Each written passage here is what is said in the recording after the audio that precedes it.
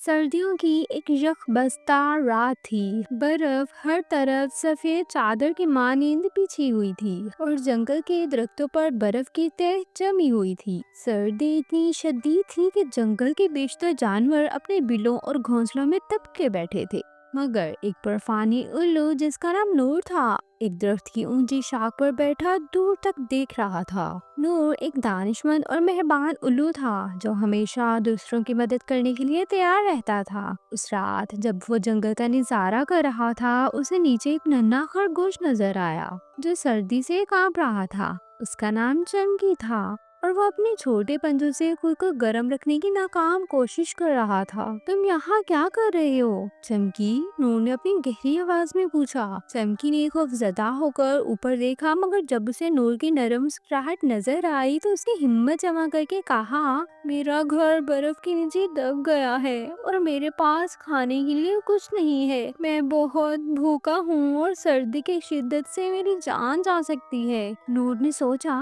پھر اپنی نرم پروں کی چادر پھیلائی اور بولا، فکر مت کرو، میں تمہاری مدد کروں گا۔ نور اپنے تیز پروں کو حرکت دیتا ہوا ہوا میں بلند ہوا۔ وہ جانتا تھا کہ جنگل کے دوسرے کنارے پر کچھ پرانے درختوں کے نیچے نرم گھاس اور بیج مل سکتے ہیں جو چمکی کا کھانے کے لیے کافی ہوں گے، مگر وہاں تک پہنچنے کے لیے اسے سرد اور طوفانی ہواؤں کا سامنا کرنا پڑے گا۔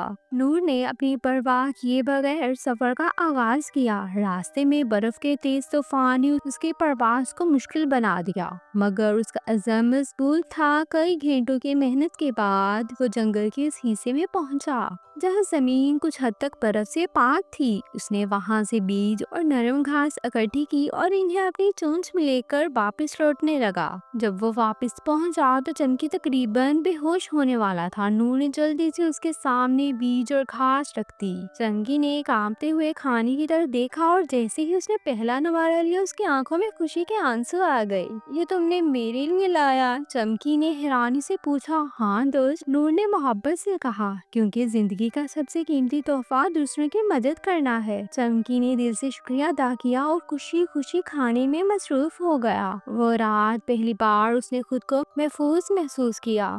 اگلی صبح جنگل کے دوسرے جانوروں نے جب یہ کہانی سنی تو وہ بھی نور کی سخاوت سے بہت متاثر ہوئے۔ تب سے برفانی الو کو جنگل میں ایک عظیم ہیرو کی طرح جانا جانے لگا، اور یوں نور کی نیکی نے پورے جنگل میں محبت اور رحم دلی کی روشنی پھیلا دی۔ تو آپ نے اس کہانی سے کیا سیکھا؟ کمنٹ سیکشن میں ضرور بتائیں۔